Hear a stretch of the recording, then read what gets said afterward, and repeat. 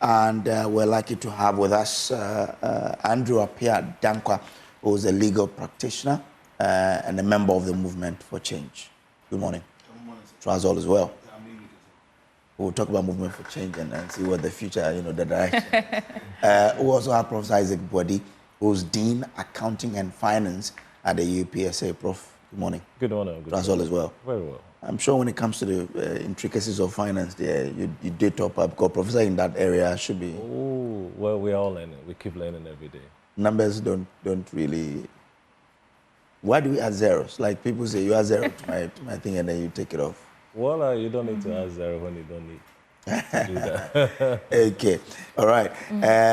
Myself and Sweetie will be going into the papers. I have the Daily Graphic. I don't know what you have. The News Center. But maybe before we get into the newspapers, let's take some thoughts from our guest.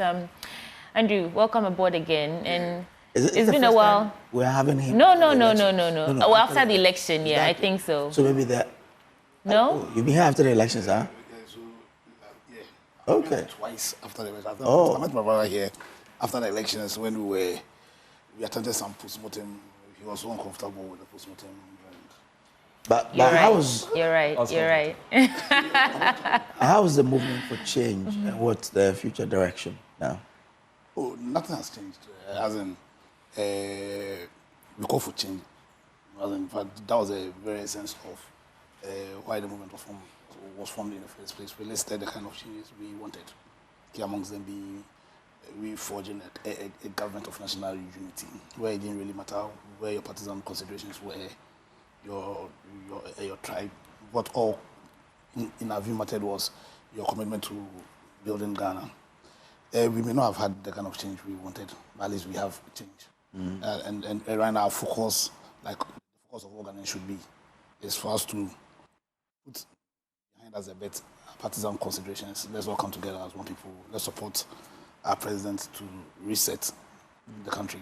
So for now, I think that's our focus, and I hope is the focus of all Ghanaians. But the movement as a political entity, the movement's agenda to see Ghana take its rightful place as a black star of Africa hasn't changed, and we remain resolute. Okay. To see that change, that change through here. All right. Okay. Prof, what would be your 2 minutes thoughts that you share with us this morning? Any matter you want to reflect on, whether in accounting and finance, governance, or the recent statements we've been getting from the presidency, anything really? Some quick reflections before we get into the papers. I'm sure it was a swearing in. Was it an investiture also? When that was last, was it this week? Not this week, yes. Tuesday. I traveled beyond Accra, so on my way, I could not have the opportunity to watch the ceremony. But when I go home, I had a few synopses of what transpired on that day. Quite was colorful events. We had some assurances from the president, some comments. In fact, generally was to thank the whole country for the effort we put in, and again to give us some assurance of what he wants to do. Right. Normally, a president at this stage will have to be attractive, get the love of the people, and I'm sure that's what he tried doing. He did yesterday. I mean, that very day. And I know that we have a lot of things ahead of him. We hope and pray that he'll be able to execute all of those promises given to us. All right, thank you. The Daily Graphic? Well, let's continue from where Prof ended. Okay. Now, President is assuring stable power supply. He says that Ghanaians voted for the NDC to solve problems, so they are not going to put blames on anybody. Now, President Mahama explained that the threat of power outages was due to inadequate provision of fuel, including light crude oil, heavy fuel oil, and distillate fuel needed as an alternative to power thermal plant, while gas supply to the plant has been cut off to allow scheduled maintenance work on the West African gas pipeline. He explained that the procurement of fuel for that purpose was supposed to be made ahead of time, as it took approximately 3 weeks to procure an additional week and a half to treat before use. Now, speaking at the annual National Convention of the Ahmadiyya Muslim Mission Ghana, known as the Jasla Salana, at the missions farms at Gomwa Pomaze near Winneba Junction, the president assured that that will be done. So maybe we base on that. Now, this is an assurance that the president is giving. We've all heard in the past presidents giving assurances that this and that will be done. But how confident are you in this assurance that indeed the power will stay on for you? Well, when we thank you very much, and good morning to your viewers once again.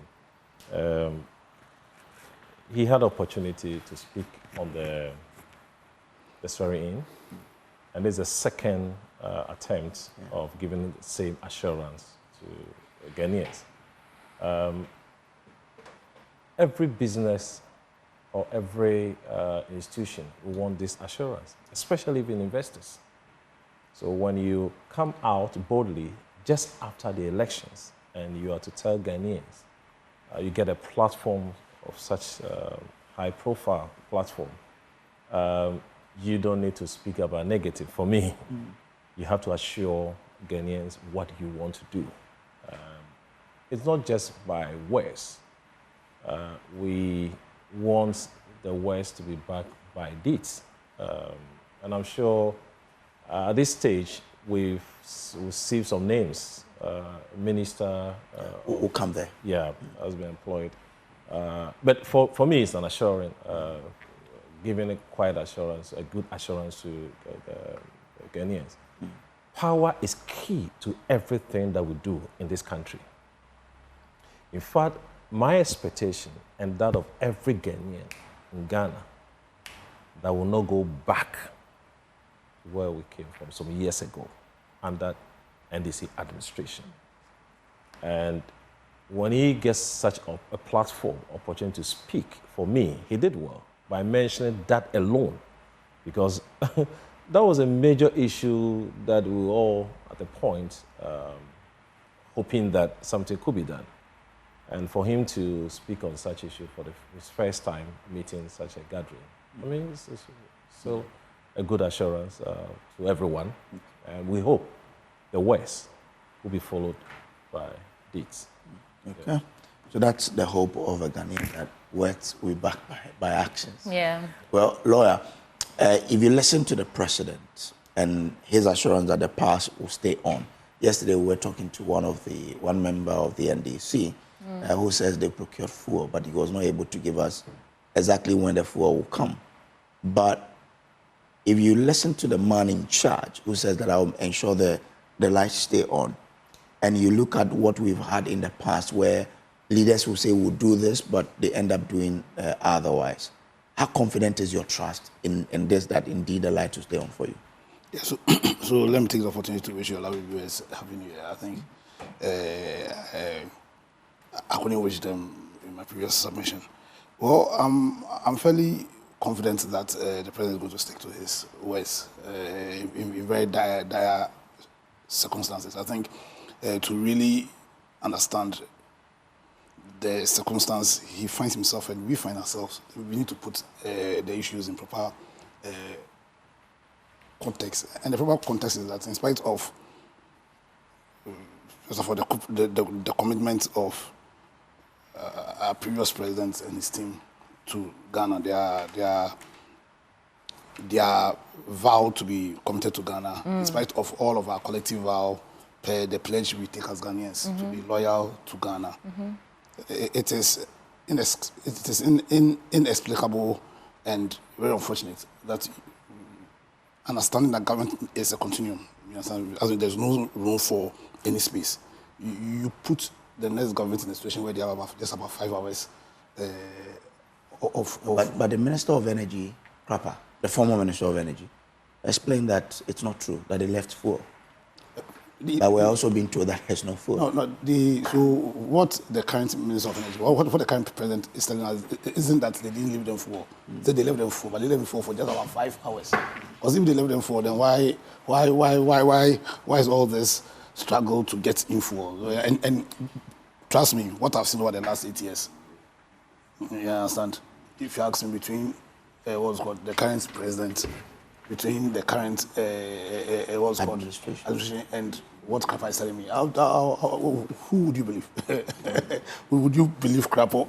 You see, the point is, these are factual issues. These are not issues of opinion. I think the people actually in the sector have had opportunity to speak about this. And there's a looming power crisis. Right. There's a looming power crisis because the previous administration, for whatever reason, decided to leave inadequate fuel or to create a condition. Apianangwa, you know, there's some school of thought that could also not be the entire truth. That in fact, if we had just 2 days of power supply, and I think he said 5 hours stock in terms of fuel, this is day 3, I think. Although they said they had purchased emergency fuel, and yesterday Gideon Tetetete could not confirm to us the estimated time of arrival for the fuel. Do you actually believe that the outgone administration left little to nothing for us? It's based on the kind of power situation we found ourselves in the last 6 months. I'm tempted to believe that. Okay. Because in the last 6 months, we had, some people called it doom so. There was this whole, what's called a debate, right, whether there was doom so, whether there was doom CC, whatever, especially over the last 6 months. So based on that experience, and I'm tempted to believe that probably it wouldn't be 5 hours of war, but the point is, not enough provision was made for or for the circumstances that would guarantee us continuous flow of energy, whether it's 5 months, whatever it is. But to think that people who took an oath to be faithful to Ghana, and that oath ended 11:59. But beyond that, they also took, like all of us took an oath as Ghanaians, to pledge our loyalty, allegiance to Ghana. So when you put the country in a situation where what is supposed to be the backbone of our economy, power, then you are doing a serious sin against the country. And that is the context in which we should look at this situation, because one of the core principles that underpins our constitution is the principle of probity and accountability. Yeah. And people should be held accountable for their actions and inactions.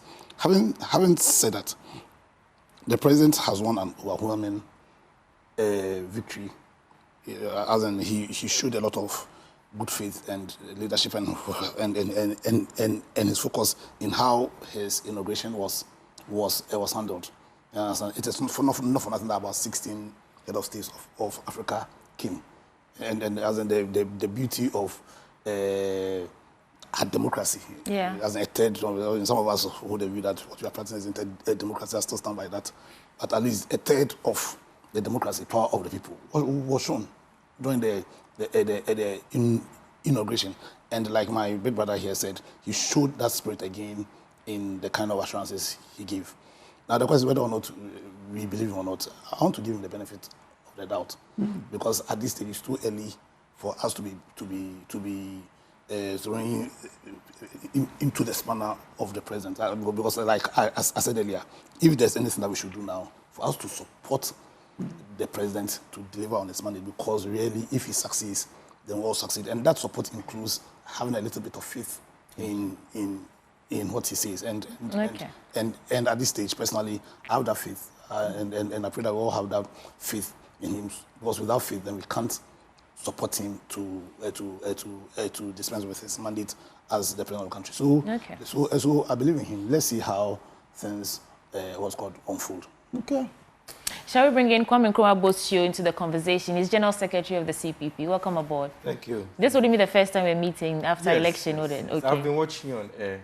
Right. But this is the first time. Okay. Welcome again then to 2025. Just before, is that your real name? Kwame Nkrumah Bosio. Yes. That's your real name. Yeah. Osajefo. Combine the names of those leaders of the CPP, then, right? He's actually Kwame Nkrumah Bosio. Wow. And he's General Secretary CPP. Of the CPP. Yes.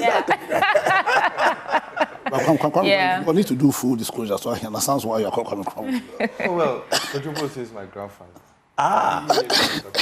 Well. Oh, okay. Okay. Now you had it here first. No, I get it. Yeah. Kojo was posing a question to the other guest before he came. I think it was a story on the president's assurance, Kojo. That he will ensure the power stays on. Yes. Yeah. I honestly think that he can do it. Okay. He can do it. observed what the administration did with the Ameri power deal. During that time, it took them some time to find their feet. The Ameri deal came in just before they went out. And those power packages served us very well. And I think that over the past 8 years or so, power has been fairly stable. And I think it's because of what the NDC did just before they handed over. So they do have that experience. It's not now that they are going to do trial and error. They know what to do. I know they'll deliver. I was listening to, I think it was Honorable Felix Kwachofosu about it, and he was saying things should have been done as far back as October, and that they've been in power for only 2 days. So we should be a bit soft on them. Of course, we need to give them time to find their feet. And I know that they'll deliver on time. They do have the experience. I have faith in the fact that they'll deliver on time. Let's just support them. Let's support them. It's early days yet. If they succeed, it benefits all of us. And to go back to what His Excellency Nana Addo Dankwa Akufo-Addo said, when he came into power, he gave a very good admonition. Like, let's move from being spectators to being citizens. And as my party chairman, Wing Commander Sogbojo, and I said at the inauguration grounds when we were interviewed, that now let us also move from being citizens to being partners. Let's see the current government as a partnership, as a company. You're a partner.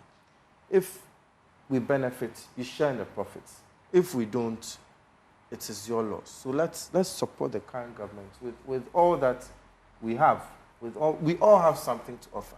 The president himself spoke of fasting and prayer, and people were laughing at him. But if you check 1 Timothy chapter 2 and Romans chapter 13, it says you should pray for your leaders. So whichever faith you are, you have to pray for the leaders, because whether I like it or not, it's a top-down thing. Right. Yeah. There's another angle to the same story, Kojo. You know, the president hinted at privatization of ECG. Yeah. I want to take your quick remarks on that. Good call. I've heard other, stakeholders say that it is absolutely the way to go. Others are saying that, well, we've been talking about this. We've had international communities come in to try and restructure ECG. We've done so much with it. Really, privatization. Good call. Excellent. Apia Dankwa. Excellent call. Because you see, in the electricity supply chain, one of the things Mahama did very well in dealing with the issues, and which I feel that the NDC didn't tell their story very well, was in opening up the production side to private sector, what's called investment. Now, one of the key areas, or one of the key causes why continuously we have loss is because of the inability of ECG to collect what's called revenue after the fail. Right. In fact, to the extent of 180 million USD, 150 of those coming from the ministries, departments, and agencies. Now, do you believe that if a private man sells energy to the ministries, the agencies, they'll allow them to keep their lights on when they blatantly refuse to pay? And the extent to $150 million every single year.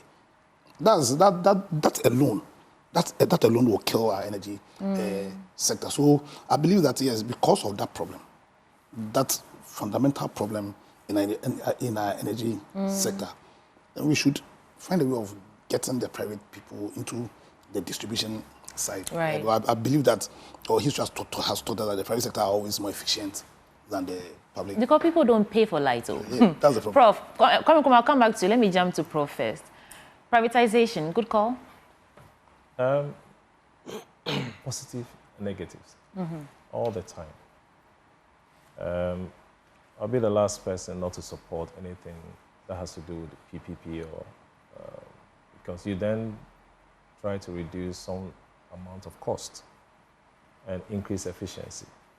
Anything that will enhance efficiency, I will support. Okay. But it's important when you do that, you weigh the options, the terms of reference, conditions. What will be the benefit that we are going to derive as a country if we go that direction? If we have assessed all these and we are fine, I will support that. Okay. But Kwame Nkrumah, you know we've done it before with PDS, Exactly. and it ended up being mad with all of these, you know, stint of corruption and all of that. How do we then, or how must we as a country approach this to ensure that we don't find ourselves in the same circle as that of PDS that really marred a very beautiful intention? Yeah. Yeah, but actually, I'd even noted down PDS. Because, for a long time, I have been against the privatization of ECG. Okay. And PDS showed that there were a lot of problems with it. But the fact is, if you look at some of the developed countries and how they operate their power system, there's a lot of privatization. And if indeed the 24-hour economy is going to work, then there will have to be privatization, because we have seen over time that the dynamics have changed. We are not in the 60s anymore, where the population was small and government could manage everything. So I think that we should try this privatization. But as to whether it should be given to just one company is the issue here. If you look at the developed countries, there's a number of companies that come together, a number of private entities. That way, you don't have one person hogging the show and calling the shots. In the distribution In end. the distribution end. Okay. Because the power sector is so important that ordinarily it should be in the hands of only the government.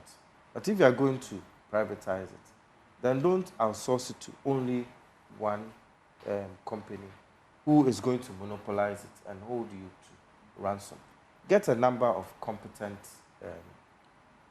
players and see how you can get them to work together. So I do support the privatization. At least let's try it, because to keep up with what I believe this government wants to do and where the country should go, that is moving from consumption to production. We will need the power to be on 24/7. We cannot afford even 1 second of doom so. So I think I support it. Okay. But I think where I have a problem, over the years, other countries have done same. They have succeeded. Ghana, we tried to do this over the period of time. I don't know the success story over this. I think the only success story will be the way they were able to collect, revenue. you know, debt from people. The only thing was that the conditions, lawyer, you may have to help us here. There were some conditions they had to meet before the contract was signed. There was an issue with some of them, and that's how the whole thing was terminated. Even me, I'm not even, the conditions will be there. Yeah. Obviously, we'll go through that. But we've been complaining over a period of time about high cost of electricity as Ghanaians. And if you want to go that direction, we shouldn't prioritize profits over affordability. That's what I'm thinking it should be considered. Okay. More stories, or should I get into the news center? Well, there is a story here I'm sure would interest all of us. One of us wanted to go into the the ministerial nominees. Let's get there. And then we had a very important one, which is a call to government to close SHS to address feeding and other issues. Now, when I go into that, so it says the National Council of Parent-Teacher Association has called for the closure of senior high schools until the issue of feeding and other pressing matters are addressed. According to the association, nothing was currently working in the schools after they reopened on Friday, January 3, 2025. So maybe we can add that to the president nominating 3 ministers. We have John Abdullah Jinapa, who is the Minister of Energy Designate, Dr. Kaysel Atuforsen, Minister Designate for Finance, Dr. Dominic Akuritinga Ayine, Attorney General and Minister for Justice Designate. So we have 2 stories here, quite important, especially with the free SHS. Let me start with you, Kwame Botu. What must we do? If you look at what is happening, already in the past we saw of, you know, schools not having food. We reopened, and it looks like the same thing is persisting. The PTA is asking government close down the schools. Should we? I think it is very important that the students are well fed before they can learn. The government should commit whatever resources is available to sorting out this problem. Because if the children are to come home too, it will affect the academic calendar. Okay. So I do not support closing the schools.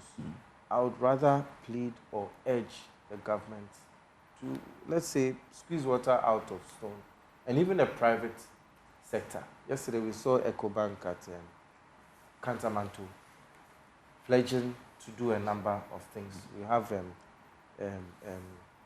His Excellency Dr. Baumia, and I think I also heard of Alan Chang. Yes. I think if we're going to talk about public-private partnership in governance, then we should all step in. He and I went to the same school, and we cannot afford to stand by for the schools to shut down. The old student bodies should also be brought in. The schools should not be shut down. We should all come together and support to make sure that the children are well fed. And you know, Charles said that, issued a statement to parents that they should give their children more provisions because the situation has gotten worse. Yes. From 3 years ago, where you can only give them what you have. Now, some are using their melting butter as a replacement for oil to cook for children in schools. It's terrible. And so when you say we should call on everyone to help, how can we help if the fundamentals, so let me borrow the words of, the fundamentals are very weak? Yes. So how does the support actually get in there? I think it's... Because they have little to nothing. He and I are former executives of our old student body. And when it comes to fundraising, I mean, we're able to do so much. I mean, our school is one of the schools that is able to mobilize funds. The Parent Teachers Association should, they always work hand in hand with the old students associations. They should call on them, find out how much it will cost to feed the children per month, per day, bring together the funds, and then commit it. Already, we are coming up with our 100th anniversary. And we've raised quite a lot, a few millions of dollars. Hey, wow, a few million dollars. Which school is this? Wow, millions of dollars. Yes. No, but just a year alone, we were able to raise quite a number, quite a So. It can be done. So even if our old student body comes together and says, no, the school cannot shut down. We have our 100th anniversary coming up. We are thinking of grand plans. But let's bite the bullet. Let's commit some of this to feeding the children. It should be on a case-by-case basis. You can't just close all the SHS because of this. And when it comes to provisions, I understand. Over in the boarding house, some students didn't even come to school with chopbox. It's a reality. You can't say they should have more provisions. Some people don't even come to school with provisions in the first place. So I think it should be a public-private partnership. The school should not close down. There should be a clarion call to all the old students' bodies to put your what you call put your money where your mouth is. Show you always have your school sticker on your car. Go down and show the way. Wow. So how much can your school and mine raise? So upon advice of my counsel, I plead the fifth.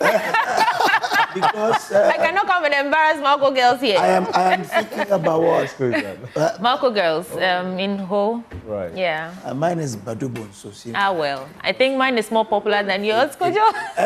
Anyway, has any of you heard about Badubon Society in Casco before? Badubon Society, I have. Okay. Okay.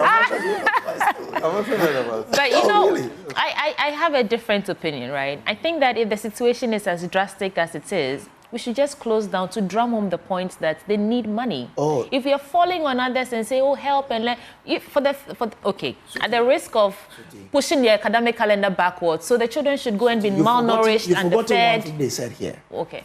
The president says we should all help. And both you was, he says we should support the president to succeed. And this is what we can do. I tend to agree. In fact, there are two things you said here. The first one being the fundamentals. The fundamentals are gone. So really, we need to eat humble pie and review seriously the whole free SHS what's got issue. Because we all went to school. When we went to school, essentially it was free. Essentially where you were in boarding school, you paid something to support your boarding fee. But academically, so I think there must be a serious review. A serious review has to do with how to get consistent financing to support this very beautiful program. Because that's the issue. So one, you see, so like there are some schools in this country where I think that really the government should allow, so the government should also open itself for private investments. Okay. It's not about the also, because one thing you said rightly also is that this also is about charity. Yeah, if you want so, and you can't bank anything on the charity of your own students. You need a permanent solution. My personal view is that government should look at also attracting private investments into some of these schools. The government has, as in, like you take Achimota School for instance, as in the investment of the people of Ghana into Achimota School has been massive. You understand? And it's been a top school for a very long time. A lot of people want their children there. Now, why don't government come into some kind of arrangement with, let's say, private people? It could be the OSUN. In fact, the OSUN have tabled a program to government which they've refused to look at. Because we had a fund. We felt that, listen, we are ready to invest in the school in terms of technical expertise, in terms of actually pumping some money. And then, because of the extent of the state's investment into the school, it can't be wholly private. The government can take, so 70% can be by merit and P, you understand? And you set aside about 30% for scholarship. You understand? Now, if we do this model, some of it are very, what's called, top schools, government can find a way of attracting private investments into some of these schools, want to deal with some of these issues, and to even create more spaces for a lot more people to benefit from the college. So let me get it. What, commercialize it or what? How is this arrangement going to be? You see, Ghana, we always want to hear the word commercial, but everything is commerce. we need to be honest, because it's money. And that's, I agree and tell you what he said. The fundamentals are gone because food isn't free. You understand? Yeah. Food isn't free. So that when they introduce that fantastic, so like you go to the USA, and then most of the schools there are public and they are free. So when you go to the private schools in the US, and I'm using the US because of their record of a very highly capitalist system. Most of the schools there are public schools and they are free. But most of the public schools, almost all the public schools, are day schools. They are day. And they've managed to decentralize the system such that they are practically financed by the district or the you understand? Yeah. We've created a system where everything is with central government. You understand? Already, central government, one of the major problems played with central government is that even in terms of taxation, you know that unlike even this West Africa, Ghana's tax ability to raise revenue is lower than the threshold, even in West Africa, about 12%, 12 to 13%. So already the government doesn't have money. But government has taken everything, handling everything. But even some beyond the free SHS, even the school feeding, it was centralized. You understand? Why don't we be honest with ourselves? Is that, listen, where we are, we need to find a way of getting private people to help. We need a way of also decentralizing how we do things. Get private sector to help, but government regulating. And I agree with Prof when he said that, listen, you can have profitability and affordability together. It's not one can be exclusive of and that's where government regulation will come in. Get government to work. And then you find a way of opening up the system for private investments into some of these, not just at Churchwater School, go to Infant Spain, go to Prempole. In fact, most of the schools, not even just the so-called top schools. Last I went to Bekwai, SDA. Beautiful, what's called, environment.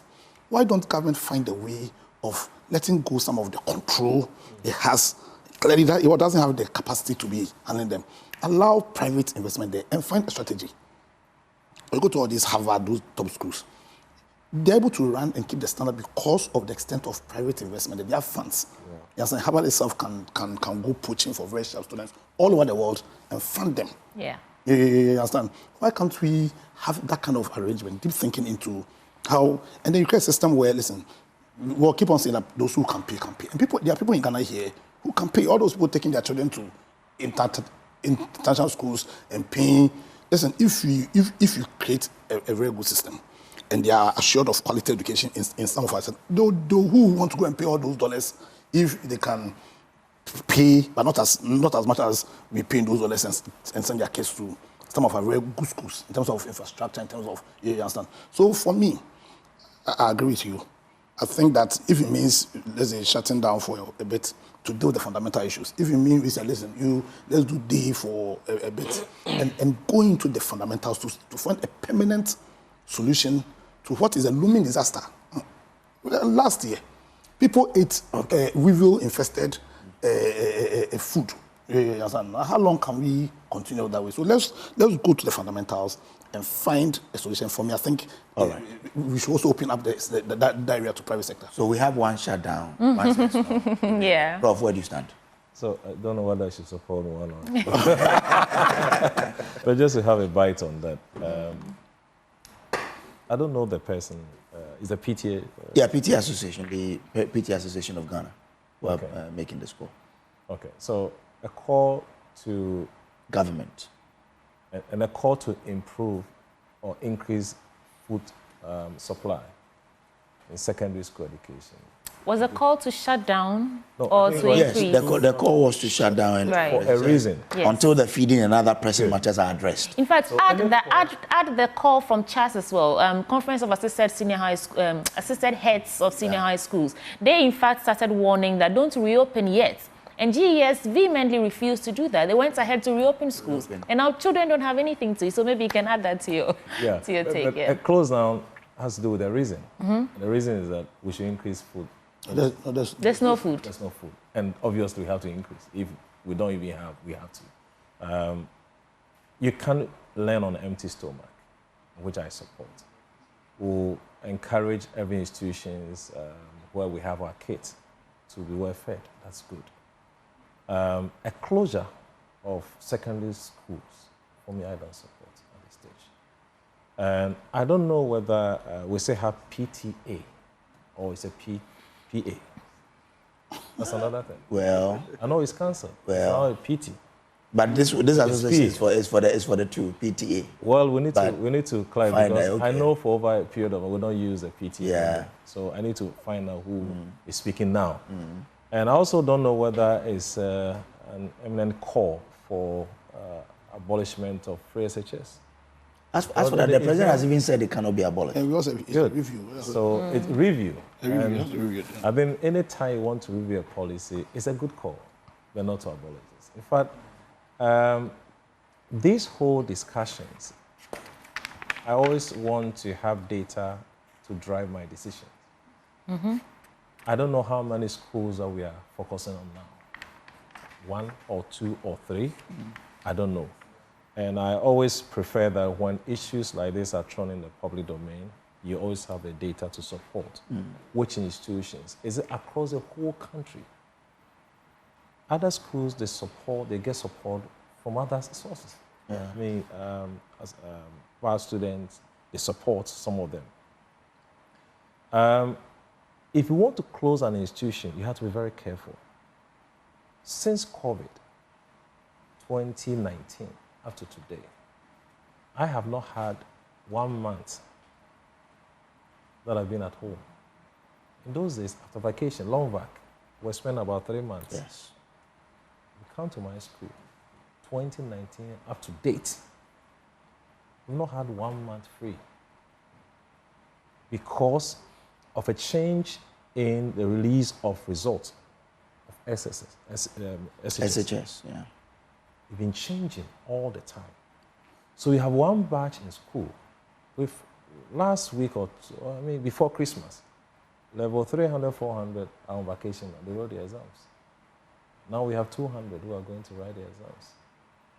When they are done with their exams, level 100, they are coming in. Every school, they are coming in. And I'm sure it's across a lot of universities. When you delay in the publication of SHS results, it affects tertiary as well. So if you want to do anything, if you want to have a review on the entire policy, that's okay. But to throw it out there, close down because of feeding, there could be other ways of raising resources support. And my colleagues have given a plethora of a lot of, ways of getting some support to Right. these SHS. So I don't support the closure. Okay. Right. Let's get into the news sentence. In fact, so many stories that we've already touched on. Mahama hints at ECG privatization. Apenyo Makin criticizes President Mahama's thought approach to ministerial appointment. Did we get a bite of that yet? Maybe we can add it. Yeah, let's get it. But I want to just read the headlines first. BOG's gold chain prices drop amid CD appreciation, despite $24.525 gain in gold price. Interesting. And a controversial matter bound to face serious resistance. I want to get into that and see what it's about. Minority condemns post-election violence by NDC thugs, and President Mahama elevates former deputy ministers. Yes, that's what he did. All these ministers were deputy ministers under the previous Mahama administration, so he just sort of moved them forward. Yeah. So let's talk about that. Apenyo Makin is saying that it's too thought. I mean, it's the third day of the president in office, and active minorities doing their active opposition, they're doing their job, saying that this thought thing will not help us. What do you think of it? Apenyo Makin saying that they should speed up the process of nomination and approval. Fast. It's the ground running. Very interesting. I'm sure he's saying what he's saying because he feels that he has to oppose everything that the president. Yeah, because what you might thought really. He said in 14 days he will appoint his ministers. He has started. Let us watch. But in what's called so far the thought comments are concerned. You see, for me, I think one of the most critical jobs Mahama has to do, and all of us have to help him, especially those of you who are in the media, probably arguably one of the biggest media houses, is changing the political culture in this country. You understand? Because so right now, we have a structure, a governance structure that says that Parliament has to serve as an oversight on the executive. Over the life of the Fourth Republic, what happens is that the opposition think that it's just their job to do that oversight. And even how they do the oversight, their view is that they must oppose everything government does. They must oppose everything government does. And that culture is not sustainable. You understand? Because Parliament, for intents and purposes, are part of government. Yeah. For intents and purposes, are part of government, and their core mandate is to ensure that they're using the powers that we granted them, and the purpose of those powers to serve as an oversight on the executive is ultimately to help Ghana to progress, and that help should not include opposing for opposition's sake. We wanted to create that culture, which as much as should encourage holding leadership accountable, but that culture must also include that, listen, you are a Ghanaian first. As in know where to play your partisan politics and where to put on the cloak of patriotism. And in the third day, like you rightly said, this thought, and in the context of all what they are saying, and when I say the MPP people, we expect the King to come to one CD. We expect keep the lights on. We don't need that spirit now. So we don't need that spirit now. Let us, for now, not for now, always, make sure that the cloak of patriotism, the red, the yellow, the green, the black star, is our sole consideration. But is he not doing that based on the sort of opposition they had from the then minority? You remember that in the dying members of parliament, he was not able as a majority leader to push through some government business because the minority decided to be a stumbling block.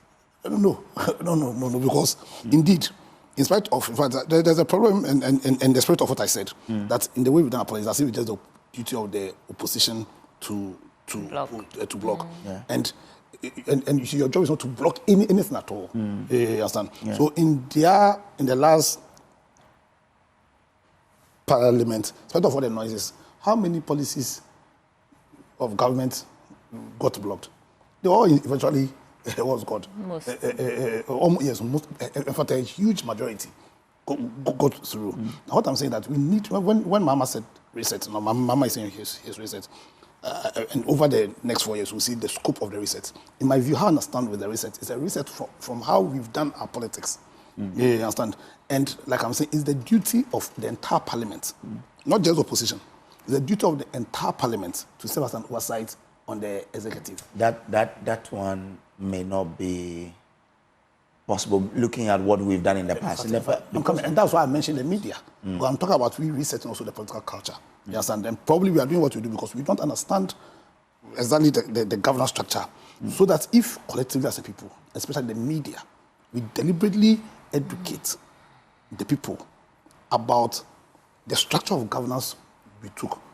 Because listen, if we continue with the system, where people think that because they're opposition, they just oppose, hoping that they will make government so unpopular, you understand, so that they can get a chance of taking over the reins of government. Then Ghana will be going downhill. And we need a radical shift from that culture if the president, if they want to do it.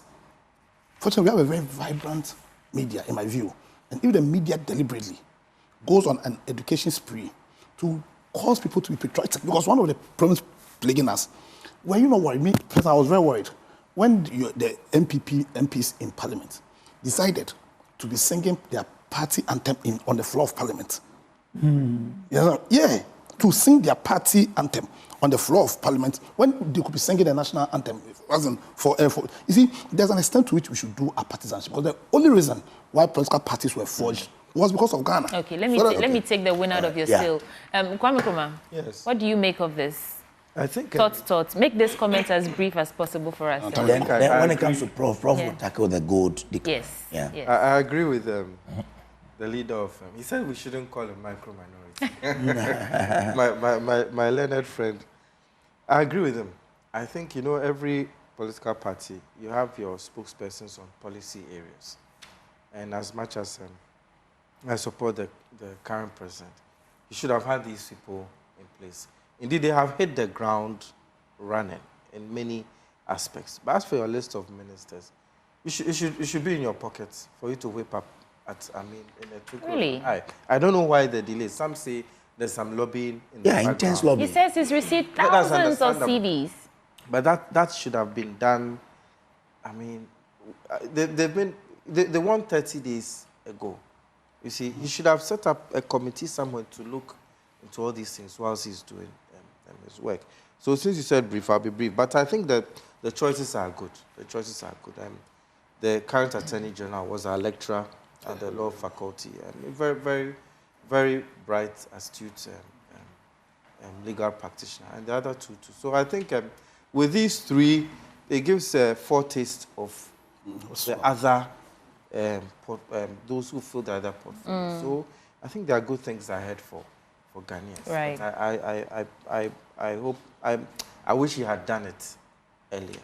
Isn't it the case that he's focused on the most important ministries and then he can take his time and sieve through all the CVs he's getting to make the right choices going forward? If you look at the three appointments, Ministry of Finance, very important. We're talking about money. Ministry of, Attorney General and Ministry of Justice, absolutely important. He's talking about accountability, oral and all that. And oral is supposed to end when we have a Minister of Justice. And then the third one, help me with that, energy, very important. We're just discussing energy crisis. So I think the strategy here is to focus on the three most important ministries and then take your time and sieve through the, CVs coming in. But Prof, let's get quick. We have just like 2 minutes to go. Well, so Bank of Ghana gold coin prices drop amid CD appreciation despite that $24.25 gain in gold price. And I just want to get more details out there. And it's saying that the prices of gold coins in Ghana have fallen significantly since their launch, primarily due to the appreciation of the Ghanaian cedi against the US dollar. Your take? I'll be brief on that, but just to add a bite to what my friend said. In terms of their appointees, those that have been selected to, I'll be the last person to go hard on this administration for now, until 120 days. So we encourage people, let's be soft on this administration. Let them have a free day. But the point is that what Afenyomakin was saying, this is top. We could have used a different expression for that. But then the point is that if you delay, it affects the 120 days. If you delay appointing the minister of other ministers, you have issues with your government. Right. And that's why you say that. Unfortunately, we don't have any more time, but if you want to quickly bite that gold coin the gold coin, yes, it's very important. Yeah. It's just a commemorative coin issued by BOG for people to have investment vehicles. We are moving away from the traditional investment vehicles we know, treasury bills, the bonds, the stock exchange. So the attempt is to move away from a safe haven investment, and that's why we introduced a gold coin. And we have been told there's a drop. And when there's a drop, what could be the meaning? Sometimes it's about economic stability. When the economy is improving and is going well, people want to move away from the introduced investment vehicle, that's a gold coin. So if you check the numbers, and sometimes it's about economic data and currency and interest rate, they affect some of the drop in the Well, thank you so much. And those who join us for the news review this morning, Andrew Apia Dankwa, a legal practitioner and member of the Movement for Change. Of course, we also have Kwame Nkrumah Botiu. He is the General Secretary for the CPP, and we had Professor Isaac Gwedi. He's Dean, Accounting and Finance at UPSA. But this is important information. I understand, or my attention has been drawn that most of you are admiring my hair, and so I want to let you in on the secret. It's from my colleague's business. Emefa Akosua-Adeti runs the best hair business in the country. Find her hair salon mode on all social media platforms. They're located at East Legon Hills. Oh, I see what my director is doing. Let me shake it for you to see. East Legon Hills, Nana Junction, or you can simply call them on 0245 903 573. Emefa Akosua-Adeti, or you can reach her personally for the best quality at affordable prices. Do stay. Sports comes up next, and then the conversations will continue in our big stories. We'll be right back.